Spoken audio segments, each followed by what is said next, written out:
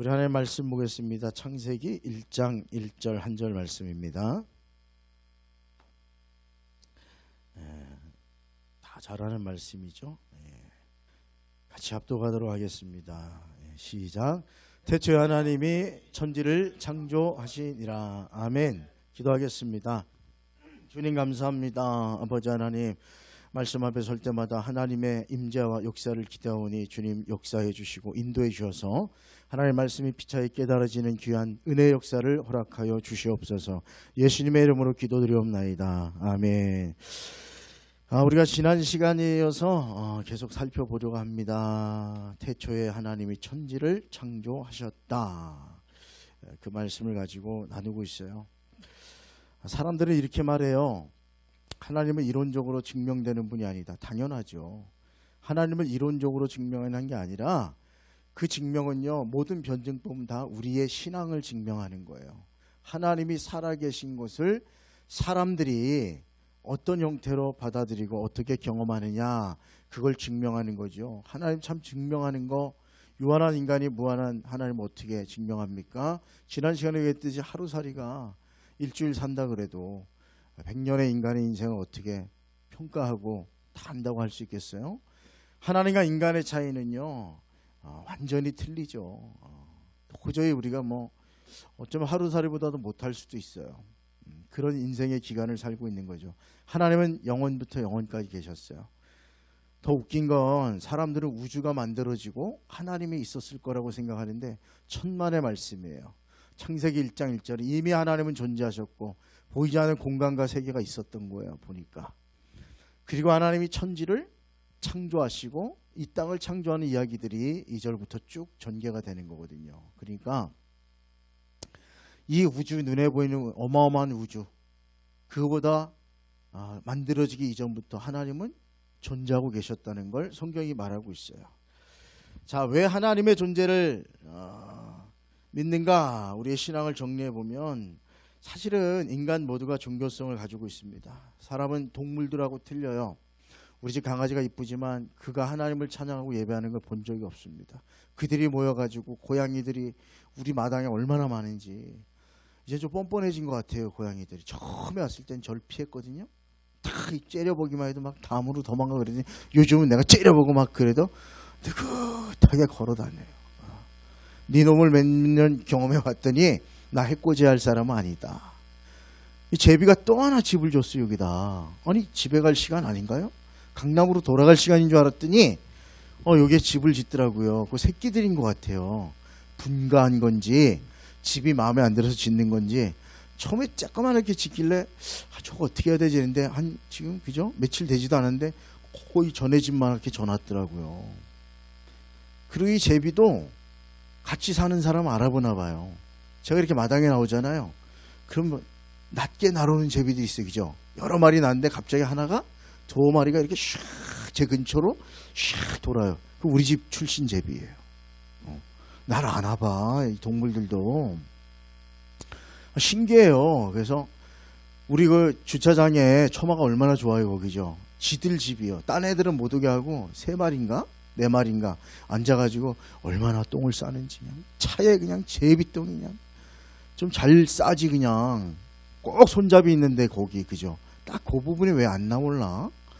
거기 딴 애는 사이에다 누려고 그랬는지 몰라도 하여간 아침에 나가면 손잡이 유리창, 야 거기도 어떻게 막 3-4방씩 잘 싸놔가지고 야 이걸 어떻게 열어야 되나. 그래서 우리 집사람한테 쫓을까 그랬더니 내 또 식구라고 저러는 모양인데 갈 때까지 내가 참아보자. 근데 걔네들이 모여가지고 막 예배하고 우리처럼 하나님을 찬양하는 본 적이 없어요. 종교성이라고 하는 것은 사람이 가지고 있는 거예요. 동서고금을 막론하고 어떤 사회 문화에든지 종교라고 하는 그 문화가 다 있어요. 종교가. 헬라의 부토타르코스라고 하는 사람이 헬라 시대를 여행했습니다. 그때 전국 여행하기 쉽지 않았을 것 같아요. 우리 조선시대에 이웃집 마을 가는 것도 어려웠잖아요. 한양에 시험안부 가고보러 가면 그죠? 저 경상도 사람들은 중령인가요? 이게? 조령이구나. 문경세제. 거기 넘어갔고 갔잖아요. 그죠? 가가지고 그 왜 충주를 그러면 박달재 넘어온 사람들은 어디서 온 거지? 우리 박달재도 노래가 있거든요. 천둥산 박달재를 울고 넣는 우리 니마. 거기에 박다리하고 금봉이에 애틋한 사연이 있잖아요. 박다리라고 하는 도령이에 박달재 넘어가다가 날이 어두워 잠을 잤는데 금봉이랑 눈이 맞아가지고 내 돌아오면 과거 급제에서 금이 환영하겠소. 근데 과거에 똑 떨어져가지고 딴 동네로 돌아서 갔대잖아요. 금봉이는 그것도 모르고 기다리고 있다가 죽었대잖아요. 박다리가 이제 나이가 한참 들어가지고 가봤는데 이미 금봉이는 없고, 그죠? 도토리 묵을 싸가지고 한양 올라갈 때 지어주는 그 금봉이는 없어졌잖아요. 크게 후회했다고. 그러면서 그냥 아픈 사랑의 고개다. 아마 뭐 그러면서 노래도 만들고 그랬어요. 그래서 박달재. 그 밑에 동네 원박이거든요. 원박. 그 동네 처자라 그러는 것 같아요. 그러면서 거기 도토리가 많은 것 같아요. 그래서 도토리 묵이 아주 유명하잖아요. 살다 보면요, 세상에 여러 가지 문화들, 여행들 하기 어려워요. 그 당시에. 근데 이미 헬라 시대에 내가 알고 있던 건 두 사람이에요. 아주 정확한 기록을 남겼던 사람이. 한 사람은 생활의 모습을 그린 사람이 있고, 한 사람은 귀족들을 찾아다니면서 그 문화를 쓴 그런 학자가 있는데, 야, 그게 어떻게 몇천 년 되는 게 구전으로 돈 건지 원 헬라어로 써 있는지 몰라도 써 있어요. 그 역사책이. 제가 사보려고 그랬는데 돈이 아까워서 내용 요약한 것만 봤는데 별의별 게 다 있어요. 거기에. 인류가 아직 가정이라고 하는 거, 그리고 가족이란 개념이 없었을 때예요. 근데 그럼에도 불구하고 어딜 가나 신전이 있고 종교가 있는 거예요. 이 사람이 말하기를 왕도 없고 성벽도 없는 도시, 집도 없고 문자도 없는 마을은 있었어도 신이 없는 마을을 본 적이 한 번도 없다. 이거는요, 인간이 무슨 문화로 종교를 만든 게 아니고 이미 종교성을 가지고 있는 존재라는 걸 그 옛날의 기록으로 알 수 있는 거예요. 그래서 어떤 인류학자는 사람은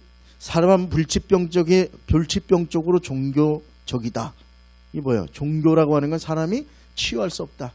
막스라고 하고, 그죠? 마르크스 공산주의 사상을 만들고 종교는 아편이라 그랬던 그 사람들도 말하기를 인류가 멸망할 때까지 종교는 사라지지 않을 것이다.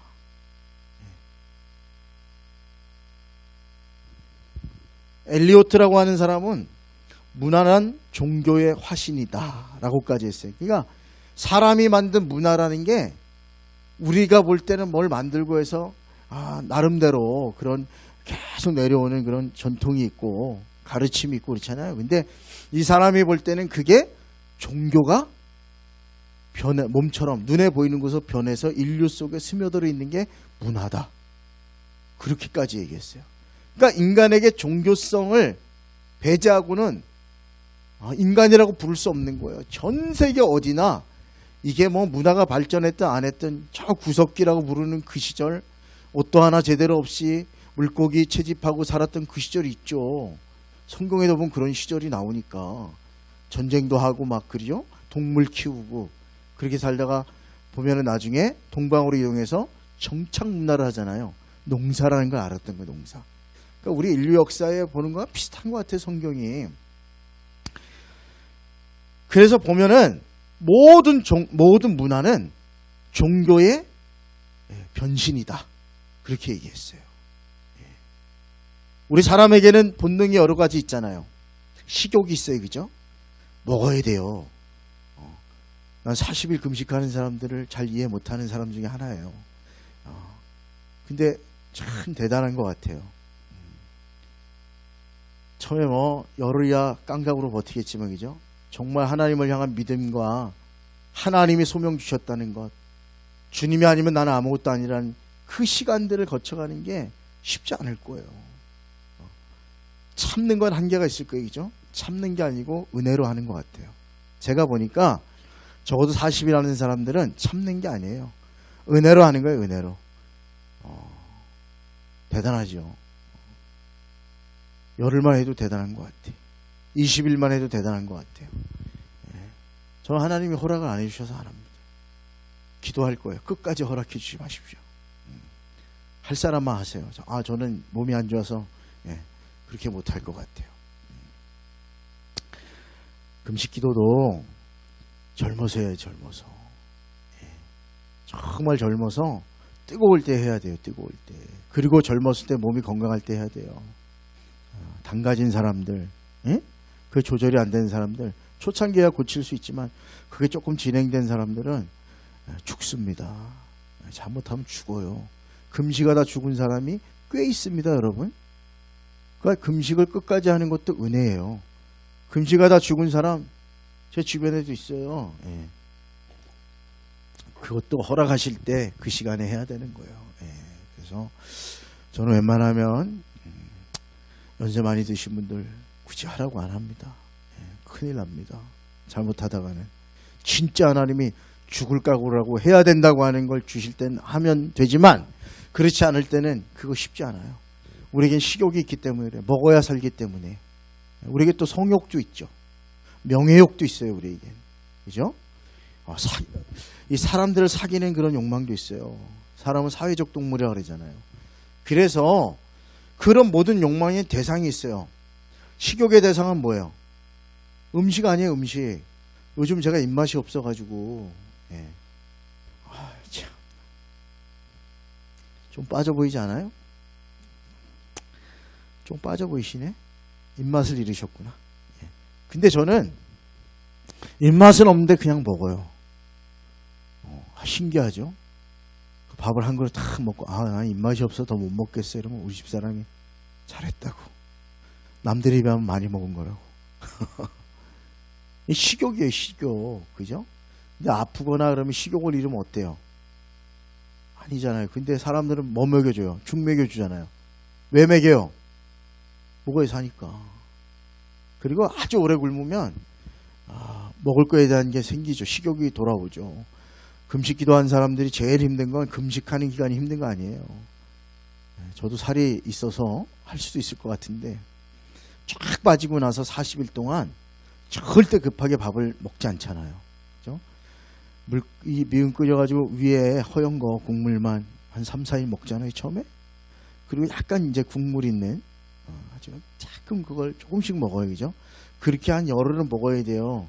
그래서 밥 먹냐? 천만의 말씀이에요. 죽 먹어요. 죽. 어느 정도까지? 금식한 날만큼까지. 그래서 금식한 사람들이 먹으면 된장을 먹었는데 된장에 고춧가루 들어간 것도 알아요. 이 된장이 고추에다 담갔다 뺀 건지도 알아요.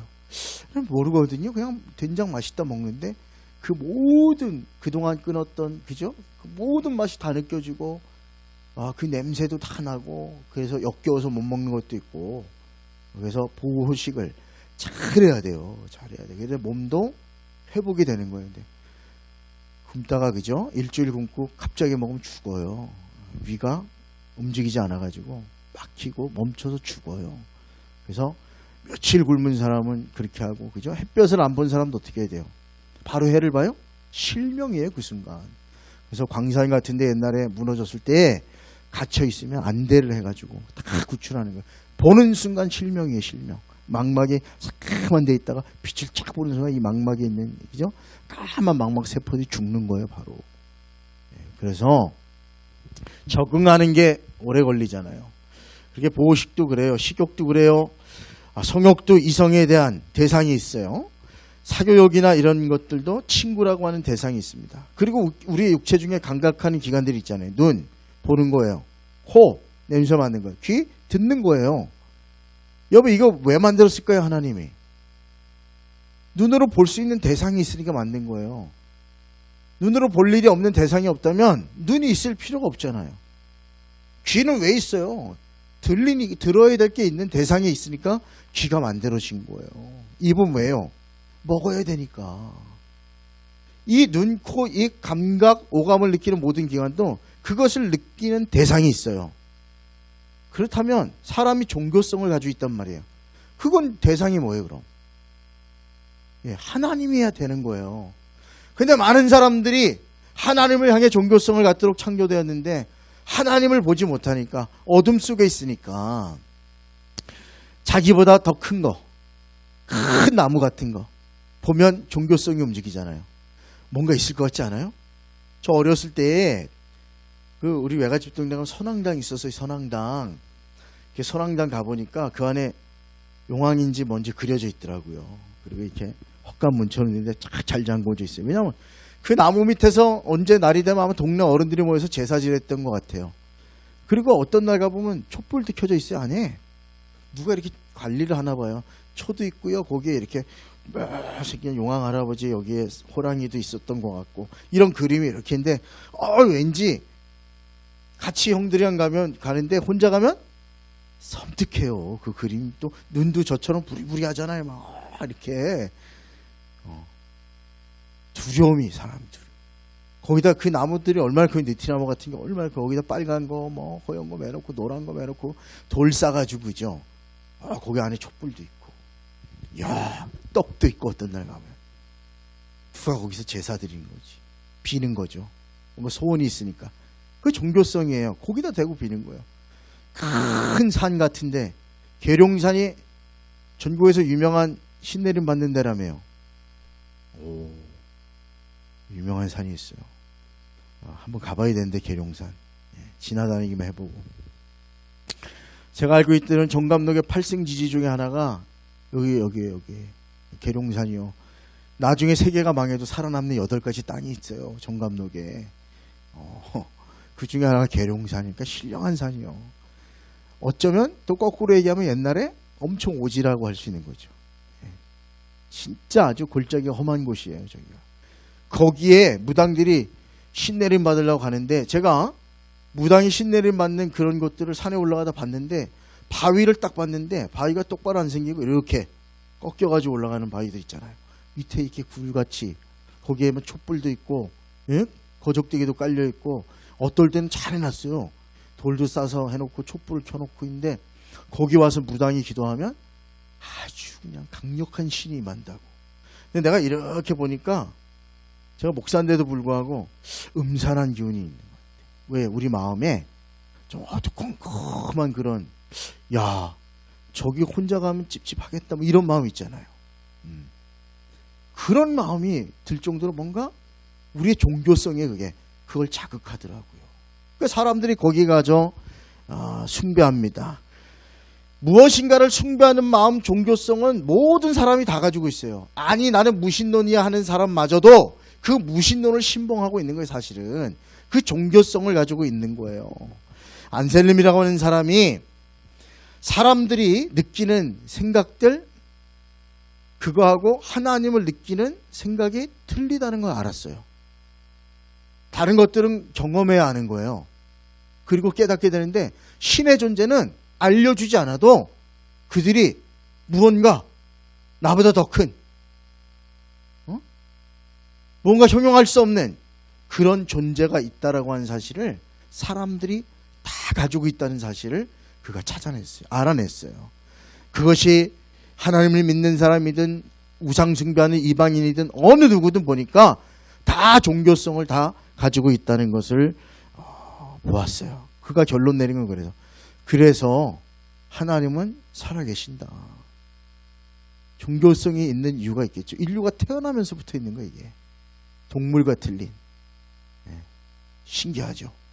무언가를 예배하고 찬양하고 절대자에 대한 그런 신봉하는 종교성을 가지고 있더라는 거예요. 이거는요 안 알려줘도 안 돼요. 다른 것들은 배워야 알거든요. 키보드 치는 것도 배워야 알아요. 저거 쉽게 반주하겠어요? 저는 악기를 워낙 못 만지기 때문에 알아요. 오늘 예술이가 안 하는데 예술이 마음 제가 알아요. 기타 아무리 쳐도 안 되는데 어떡하라고. 그래서 내가 목사님한테 전과 시켜주세요. 딴 걸로 전과 시켜주세요. 재능인 걸 찾아봐 주세요. 찾아보겠다고. 너무 그냥 귀엽고 이쁜 것 같아요. 우리 예술이가 막 가끔 빠지고 투덜대고 사라지기도 하고 그러는데도 보면 그냥 참 이쁜 것 같아요. 이해솔이 잘못하면 사모님 되는데 어디 갔나. 내 마음에 그런 게 깨달은 게 아니고 순간적으로 쭉 보면서 이해솔 권사님 되겠지. 근데 어떻게 하면 큰일 나겠다. 그런 마음을 주시더라고. 조심해야 돼. 열심히 헌신하고 봉사해서 권사님 되는 게 낫다니까. 사모 좋은 거 없어요. 사모 평생에 해야 될 것 중에 사모는 안 하는 게 좋아. 내가 보니까 남자로 태어나서 얼마나 다행인지. 사모 힘들잖아요, 그죠? 어디 친구가 있어요. 목회 현장 따라다니지. 사모라 그러면 친구들도 안 만나. 세상 친구들은 내가 저녁에 테라에다가 소주 타서 젓가락 넣고 막 탕탕 튕기고 먹고 좋아라 그러고 돌아다니는데, 노래방도 다니고 노래방을 뭐 가보길 해. 친구가 하나 있길 해. 그리고 또 오면 되게 어색해 하잖아요. 사모님이라 그러면 야야 너 좀 빠지면 좋은데 집에 안 가? 집에 가야지 이제. 자기는 2차 가야 되는데 간절히 바라잖아요. 저도 마찬가지인데 저는 성도들도 있고 또 우리 목회하는 친구들도 있으니까 우리 네트워킹이 잘 돼 있으니까 서로 만나는데, 사모들이 학교가 다 틀리고 네트워킹이 안 돼 있는데 서로 그렇게 친하게 지낼 사람이 없어요. 그러니까 평생 외롭게 사는 것 같아, 내 보니까. 그래서 좋은 점 하나 있어요. 남편밖에 모른다는 거. 나 없으면 어떻게 살아? 잘해? 이러면 알았다고. 참 힘든 거예요, 그죠? 우리는요, 사실은 모든 사람들이 다 종교성이 있어요. 그래서 플라토라고 하는 사람은 무신론은 종교성이 병든 사람이다 이렇게 얘기했어요. 무슨 말인지 아세요? 무신론자라고 얘기하는 사람은 원래부터 있는 종교성이 병든 거예요, 지금. 악으로 덮여 있거나, 예? 아니면 나 스스로 그 죄악을 합리화시키기 위해서 날마다 내 자신을, 그죠? 굳게 만든 사람. 그런 사람들은 병든 거라고 얘기할 정도로 모든 인간은 종교성을 가지고 있다.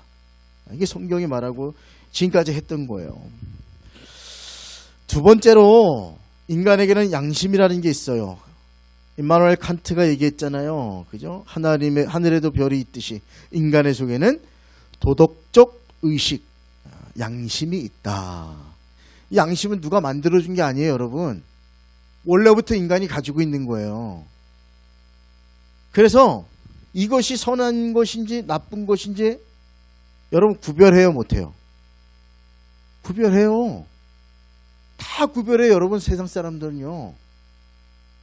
어떤 사람들은 양심이 후천적으로 교육받아서 된 거라는데, 윤리도덕은 그럴 수 있는데요, 양심은 후천적으로 교육받은 게 아니라 두 개가 있어요. 못 배운 사람도 양심이 있고요, 엄청 많이 배운 사람도 양심이 있고요, 일자 무식인 사람도 양심이 있어요. 세상에 옛날 발견된 늑대 소년 있잖아요. 늑대에게 키워진 걔도 양심이 있어요. 이게 날 구해준 사람에게 해코지인지 아닌지를 알아요. 본능적으로 알아요. 그래서 양심을 선천적으로 가지고 있다는 것을 어느 누구도 부인하지 않습니다. 근데 성경에서는 이 양심이 어디서 왔냐, 그 도덕적 법칙이 도대체 어디서부터 온 것이냐 그랬는데, 성경에는 하나님이 우리 마음에 새겨진 하나님의 율법이다 이렇게 있어요. 하나님의 율법을 우리의 심령에 새겨 놓으셨대요. 이것이 옳은 것이고 이것은 틀린 것이다. 그것을 새겨 놓은 거예요. 그래서 하나님이 사람을 지으신 다음에 바르게 살게 하기 위해서 율법을 그 심령 속에 새겨주신 게 양심이다. 베드로전서 3장 21절에도 양심은 우리 마음속에 있는 하나님의 음성이다 이렇게 얘기했어요. 나쁜 짓 하고 싶은데도 양심에 걸릴 때 있잖아요. 그때 우리는 양심을 선택하면 아직은 양심적인 사람인 거예요. 근데 닳고 닳아서, 아니면 죄악에 휩싸여서 양심이 마비되거나 죄악에 양심이 묻힌 사람은 양심 없이 살아요. 그죠? 그런 사람들 많아요. 그래서 성경은 양심에 화인 맞은 것 같은 사람이 이 땅에 있다고 얘기했어요. 양심이 불로 지진 도장을 그냥 확 찍은 것처럼 익어버려가지고 양심이 마비된 사람들이 있다고 얘기합니다. 자기 악한 행동으로 양심이 고장을 일으켰기 때문에 그래요. 양심이라고 하는 말이 뭐예요? 콘사이언스, 콘은 함께란 뜻이잖아요. 사이언스는 뭐 안다라고 하는 뜻이에요. 함께 안다는 거예요. 그 함께 하는 대상이 있잖아요. 누구예요 그게? 하나님이에요. 하나님이 사람들과 함께 하면서 알게 해주시는 거예요. 너 그거 비양심적인 거야, 하지 마. 너 그거 하면 안 돼. 그거는 네 인생에서 그런 일을 벌리면 안 돼 하고 하나님이 함께 하셔서 알게 해주는 것. 그래서 양심을 그렇게 영어로 표현하는 거예요. 하나님이 함께 하심으로 알게 해주시는. 우리는 본능으로 살 것만 같잖아요. 그렇지 않다니까요. 인간은요, 본능적으로 사는 늑대개 같은 사람, 그런 삶을 살아도 양심을 지켜요. 양심. 진짜 짐승과 틀린 그 양심을 지키는 걸 볼 수가 있어요. 선악 구별하는 능력이 심겨져 있다는 거예요. 이걸 선행은총이라고 불러요. 감리교에서는. 앞설 선자. 그죠? 하나님이 이미 앞서서 우리에게 은총을 주신 게 있는데 양심이라고 하는 것.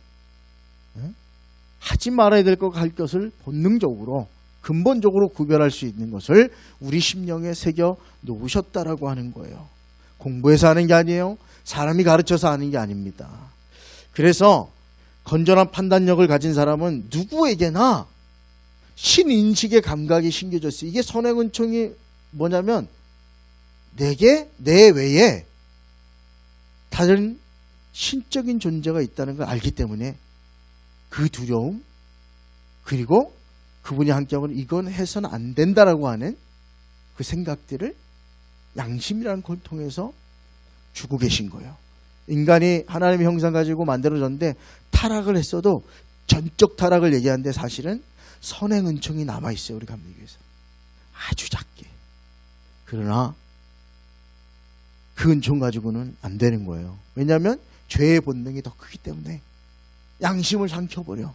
그렇게 해서는 안 되는데 대부분의 사람들이 속으로 알아요. 양심적으로 하지 말아야 될 걸. 그런데 결론은 뭐를 택해요? 죄를 택해. 이게 사도 바울이 로마서 7장에서 말하는 우리의 본질적인 타락한 모습이에요. 알아요. 이렇게 하면 안 되는 거. 근데 실질적으로 행하는 건 뭐예요? 사도 바울이 말한 것처럼 죄의 법을 따르고 있도다. 이게 우리의 딜레마잖아요. 오호라 이 사망의 몸에서 누가 나를 구원하려. 근데 십자가 보혈의 은총을 깨닫게 되는 거. 주님의 이런 우리를 본질적으로 우리는 하나님의 양심, 주신 양심과 하나님의 율법도 주셨잖아요. 그걸 다 알고 배워도 그걸 따를 수가 없어요. 의인은 없나니 하나도 없도다. 그게 결론이거든요. 누구의 은혜로? 예수님의 은혜로. 그리고 성령의 인도함으로 날마다 변해가는 거죠. 완벽한 사람이 어디 있으니까 여기서 누가 실수하고 비양심적인 것 같다. 그래도 욕하지 마시고 나도 그럴 수 있다. 절대 잊지 마세요. 이거 잊으면 어느 순간 죄가 나를 이기는 순간 넘어져 있는 나를 발견해요. 뭐 다시 세워주실 수 있죠. 하나님 세워주시죠. 다시 오는 건데 제가 얘기했잖아요. 여기 상처가 나면 뭐가 남아요? 흉터는 남아요.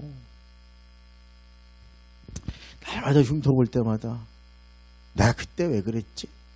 아유 조금만 더 주님 의지할 걸. 그 소리밖에 더 나오겠어요.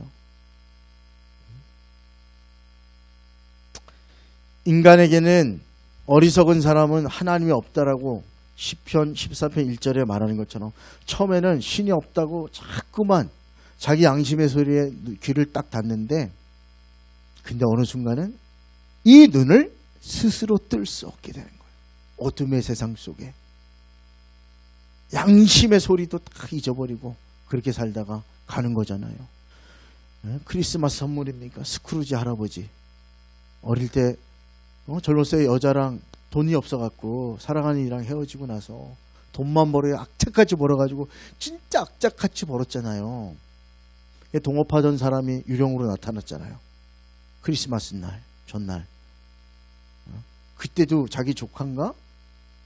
조카랑 누구 데리고 있으면서 일을 시키는데 일찍 퇴근 안 시켜주고 밤늦게 퇴근 시켜주고 아주 구두쇠 지가 내 돈 받아 먹는데 끝까지 일해라 뭐 이렇게 해가지고 그리고 나서 영혼이 빠져나와서 과거 현재 미래로 보잖아요. 과거에 아름다웠던 그 자기의 시절 그러나 아픔이 있었던 그리고 악착같이 돈을 벌다가 결국 사랑하는 사람도 팽개치게 되고 그리고 돈을 벌어서 잘 사는 것 같은데 보는 사람마다 그러잖아요. 자기 앞에서는 인사하는데 뒤에 가서 그지 같은 거 저거 안 죽나 온갖 욕을 다 얻어먹잖아요. 그래도 이랬는데 미래에 갔더니 지옥으로 가는 길밖에 없는 거예요. 심판밖에 없는 인생. 아무것도 의미 없는 인생이었다는 걸 깨닫고 칠면조 보내고 크리스마스 파티에도 참여하고 남의 인생의 그 재산들을 기부도 하고 그리고 행복을 찾고 그죠? 조카도 도와주고 조카네 집에 한 번도 가본 적이 없는데 일하는 직원 집에도 안 갔는데 조카네 집 뭐 거기도 안 갔는데 직원 집에 갔겠어요. 근데 거기에 다리가 다쳐가지고 있던 그 아들 뗄감도 없어 그 아들이 사실은 미래에 보니까 걔가 죽잖아요. 근데 자기가 아무것도 안 해준 자기 때문에 죽는 것 같은 뗄 것도 없고 아무것도 먹을 것 없는 걸 깨닫고 그를 위해서 일을 하잖아요. 양심이 굳어진 양심이 그냥 하나님의 주신 은혜로 바뀐 거죠. 다시 양심이 살아나고 주님 앞에 온전한 사람으로 살다 간다 이런 얘기 아닙니까? 나중에 눈을 뜨고 싶어도 스스로 못 뜨는 거예요. 양심이 마비된 사람은. 그래서 사회에 정신적으로 무리를 일으킨 사람도 있지만 그 깊은 곳에 가면 그가 질병에 들고 양심이 마비되는 순간들이 다 누구에게 있는 거예요. 우리도 항상 조심해야 돼. 이게 선행 은총이 있고 양심이 있다는 거 가르쳐주지 않아도 이거는 하나님 우리의 신겨준 율법이라고 얘기했어요. 또 온 우주와 이 세상의 모든 창조물을 보면 하나님의 솜씨를 알 수 있죠. 반드시 원인과 결과가 있잖아요. 그래가지고 제가 이거 컵을 들고 물을 마셨어요. 그럼 이거 물 누가 떠다 줘? 원인이 있을 거 아니에요. 누가 떠다 줬으니까 여기 물이 있겠지. 물 뜨는 것도 힘들 것 같아. 내가 보면은 얼마나 힘들까. 습관이 드셨나 이제? 갖다 물 볼 때마다 죄송하고 감사하고 그래요. 더 기도하고 아유 주여. 새벽마다 예배마다 물 이렇게 갖다 놓는 것도 쉬운 일이 아닌데 참 귀합니다. 은혜를 주십시오. 뭐 기도를 해요. 이 물을 떠다 놓은 누군가 있기 때문에 그래요. 그죠? 그리고 저 물이 여기까지 왔던 이유가 있을 거예요. 누가 갖다 놨겠지. 그러면 그건 또 어디서 난 거예요? 샘물회사에 다니. 샘물회사는 또 어디서 물을 퍼겠지. 그 물은 또 어디서 나온 거예요? 땅바닥에서 나왔지. 그럼 그 땅바닥에 지하수는 어떻게 생긴 거야? 하늘에서 비가 와서 그렇게. 그러면 그 하늘의 비는 누가 내린 거예요? 계속 올라가면 제1 원인이 있잖아요. 이게 토마스 아퀴나스라고 하는 신학자가 하나님 존재 증명에 활용한 거예요. 야 그래 네가 말해 사람은 누가 만들었어? 사람 뭐 안 만들었다고 얘기하겠지. 그러면 이 지구는 왜 있는 거야? 저 별은 왜 있는 거야? 계속 묻고 가면 우리는 알지 못하지만 제일 원인이 있다는 거예요. 첫 번째 그 일을 일으키는 원인이 있겠죠. 과학자들은 빅뱅이라고 얘기해요. 무슨 뭐가 우주 공간에 팡 터지면서 지금 우주가 팽창하고 있다고. 난 신기한 것 같아. 도대체 얼마나 큰 게 터졌길래 지구만한 것도 있고 그런지 모르지만 하여간 뭐 팽창이 이걸 설명해야 되니까 우주가 자꾸 커지는 것 같으니까 처음에 과학적으로 볼 때 요만큼이더니 나중에 이만큼이고 지금은 눈으로 가시적 우주만 해도 빛의 속도로 몇백억 광년을 가야 몇백억 년을 가야 도달한다고 계산했는데 그거보다 더 넓을 수 있다니까 우주가 자꾸 커지나 보다. 그래서 빅뱅 거대한 폭발이 일어나서 우주가 만들어졌다는데 글쎄요. 뭐 잘 이해가 안 가요. 그러면 또 거기서 물어야 돼. 그럼 그 우주의 폭발을 일으킨 원인이 있을 거 아니에요, 존재가. 그 첫 번째, 예? 누구도 만들지 않고, 그죠? 우리처럼 원인이 되지 않는 첫 번째 그 자리, 그곳에 계신 분이 바로 하나님이시다. 태초에 하나님이 천지를 창조하시니라. 토마스 아퀴나스는 아주 석학이거든요.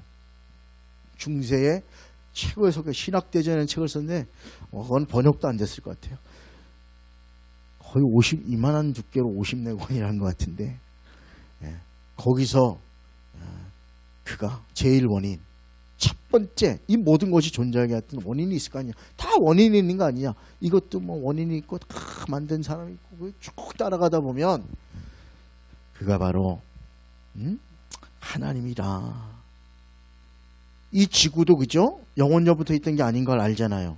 우주 자체가 영원전부터 있던 게 아니잖아요. 히브리서 3장 4절의 말씀같이 집도 지은 자가 있는 것처럼 만물을 지으신 분은 하나님이시다. 하나님은 그럼 누가 만들었냐? 그럼 또 누가 있다고 얘기할 거 아니에요. 그럼 이건 하나님 아니에요, 우리가 인식하는 분. 그 뒤에가 하나님이시겠지.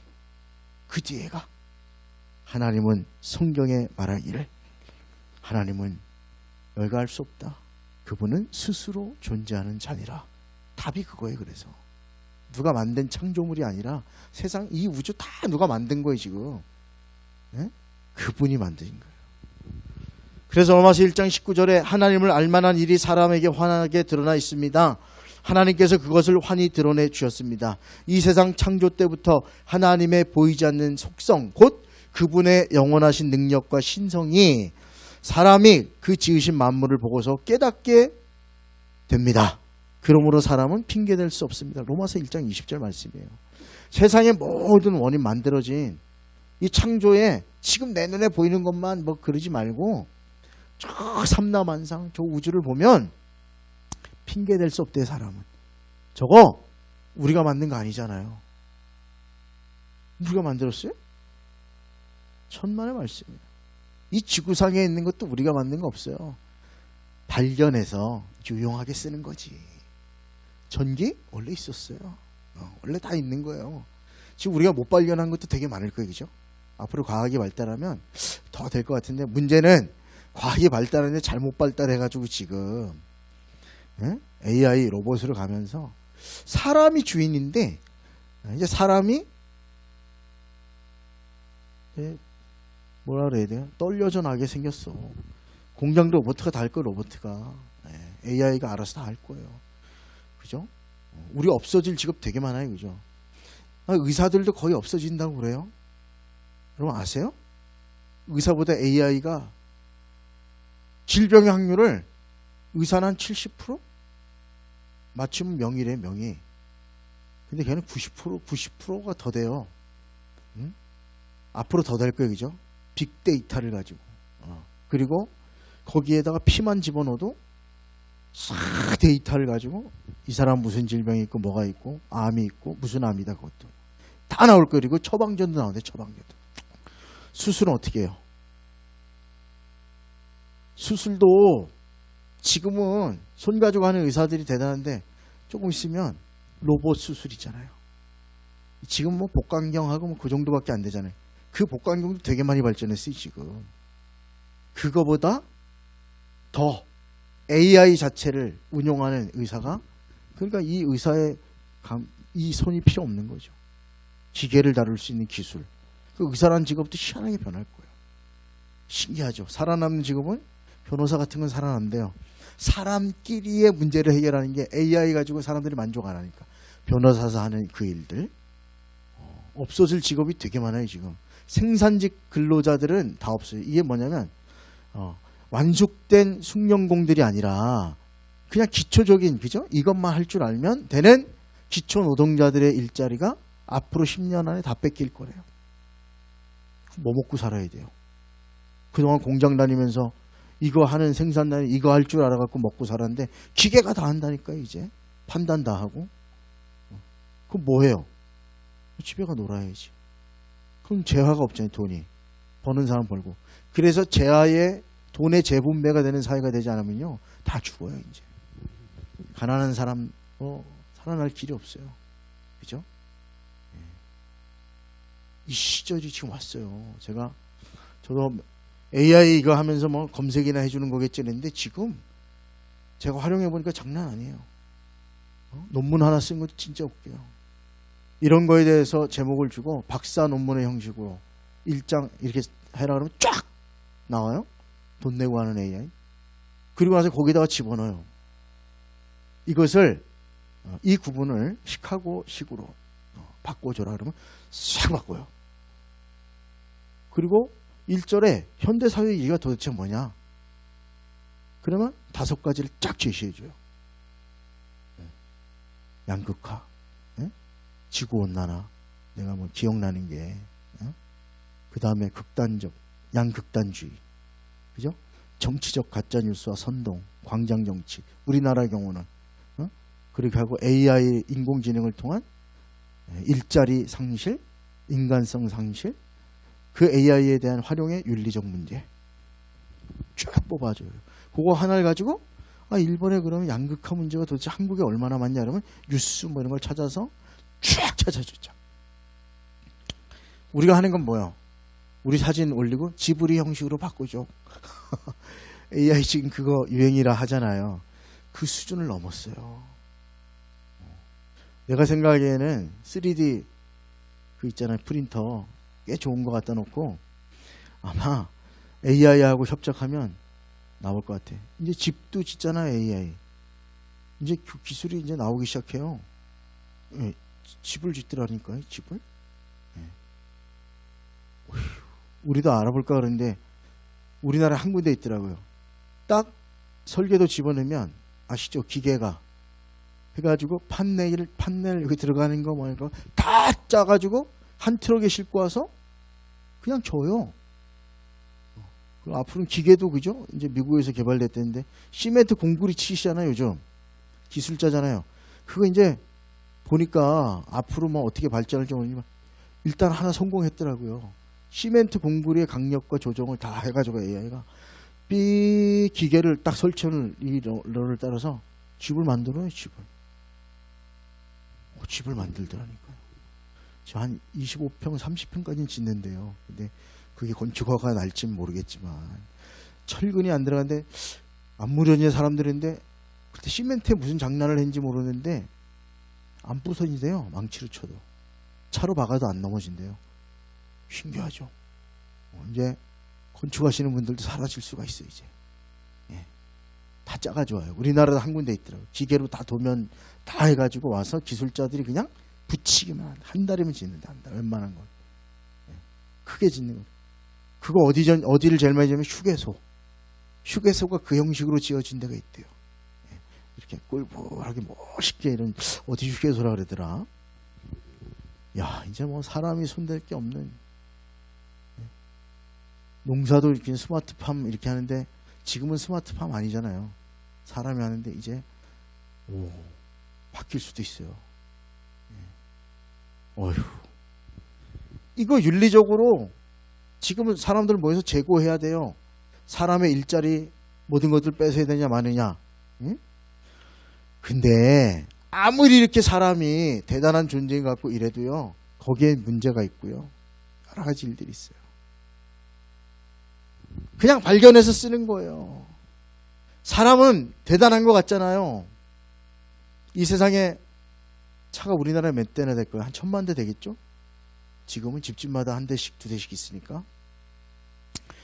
그리고 다 정상적이잖아요. 운전면허 따고 다 운전할 줄 알고 다 그런데 다 1000만 명 차 태워가지고 하루 보내면 하루에 몇 명 죽어요? 꽤 죽어요. 교통사고로. 하다가 교통사고 나는 거예요. 차가 편리성도 좀 되게 위험한 거예요. 근데 대부분이 보면 피곤해서 졸거나 전방주시를 잘 안 하거나 주변을 잘 안 보거나 꼭 사고는 어떨 때 나요. 뭐 얘기하고 그렇게 그냥 타는데 앞에 차가 멈춰 있는 경우 많잖아요. 터널에서 막 급정차하는 사고들은 사실은 앞을 보고 똑바로 가다 난 게 아니라 졸고 있거나 앞을 안 보거나 한 사고 90%는 된 것 같아요. 90%. 진짜 조심해야 돼. 그러니까 너무 졸리면 자야 돼 그냥. 그게 사는 길이에요. 내가 보니까. 저도 천목회 나가서 20대 30대는요. 졸면서도 다녔어요. 졸면서. 제가 일주일에 한번 고향집에 가요. 원주 지나서 집에 가서 어머니 꼭 한번 보고 새벽 기도 꼭 드려야 되니까. 몇 시에 와요? 새벽 한 2시, 3시에 출발해가지고 새벽 기도 시간 맞춰서 오는 거예요. 새벽 기도 끝나면 자면 되니까. 그래서 월요일 날 그렇게 갔다가 와가지고 밤새 운전해서 와야 되잖아요. 근데 새벽에 차가 하나도 없으니까 젊은데도 잠을 안 자고 오니까 졸아요. 근데 어떤 날은 보면 노란 선이 오른쪽에 있어. 그래서 야, 참 도로 신기하다. 그 노란 선이 오른쪽에 있냐? 제가 어디로 달리고 있는 거예요? 눈 뜨고 졸다 떠가지고 차선 따라가는데 보니까 그것도 금방 못 깨달아요. 한 10초쯤 지나서 와, 노란 선 참 신기하다. 오른쪽에. 딱 보니까 내가 남의 차선으로 가고 있는 거예요. 그리고 5번쯤 조는 거예요. 5번 졸다가 눈 딱 뜨면 내가 다녀본 길이잖아요. 여기서 있잖아요. 저 아파트 있잖아요. 지금 그 정도까지 졸고 가는 거예요. 근데 어떻게 가나 몰라? 길도 똑바르지 않은데 안 쳐받고 산 게 신기한 거예요. 그죠? 하나님 깨워주시나 봐. 나 그때 깨달은 게 꼭 사고 날 그 위기에 눈 뜨게 하고 우리 집사람이 악! 소리 질러가지고 일어나고. 근데 진짜 한 20분만 자고 일어나면 그냥 갈 수 있어요. 근데 그 20분도 안 자고 가려는 욕심 때문에 가다가 그냥 사고 나는 거죠. 사람이 그래요. 사랑하는 여러분, 말씀을 정리하면서 1000만 대가 넘는 자동차가 있지만 정신이 온전해서 다 운전면허증을 줬지만 하나씩 그 차에 다 앉아가지고 운전하는데 매일 부딪히고 매일 깨지고 매일 누군가 죽고 사고가 나요. 근데 이 보이지 않는 이 끝도 없는 이 거대한 우주가 1000만 대가 뭐예요? 수천 억만 개도 더 된다잖아요. 이 지구보다 큰 것들이. 그게 온 우주를 다 돌고 있는데 사고가 나요, 안 나요? 사고가 안 나요. 질서에 따라 움직이는 거예요. 그래서 하나님은 질서의 하나님입니다. 사람이란 존재는 사고를 내고 그래도 만물을 쳐다보고 있으면 오묘하고 형용할 수 없는 거예요. 저거 사람의 힘으로 되지 않는 거예요. 하나님이 하신 일이에요. 그 하나님이 그래서 다음에 나머지는 다음에 하겠어요. 하나님 품에 있으면서도 하나님 없다 그러는 사람은 지금까지 설명한 것처럼 종교성이 마비된 거예요. 왜 없어요? 뭔가를 믿는 게 있어야 인간 믿는 구석이. 두 번째로 양심이 마비된 거예요. 하나님이 주신 선행은총 바른지 그른지 알아요. 누가 함께하기 때문에 그래요? 하나님이. 그리고 모든 배후에는 원인이 있어요. 그 첫 번째 원인은 사람이 아니고 하나님이시다. 그 사실을 기억하고 그 하나님이 여러분을 사랑하시고 인도해 준다니 너무 감사하지 않아요? 보잘것없는 나를 사랑하시고 이 땀벌교에 불러주시고 직분 주시고 귀한 삶 살게 하셔서 이 짧은 인생에 주께 영광 돌리게 하시고 귀한 삶 살다 영원한 그 하나님의 나라 우리가 들어가게 해주신다는 사실이 그저 감사 감격이죠. 뭐 오늘 숨쉬고 있는 것도 그래서 시편 기자는 감사하고 살아있는 것도 감사하고 옆에 계신 것도 감사하고 함께 신앙생활하고 그 길을 가니까 감사하잖아요. 옆분들하고 한번 인사해요. 함께 있어줘서 고맙습니다. 예, 찬양했으면 좋겠어요.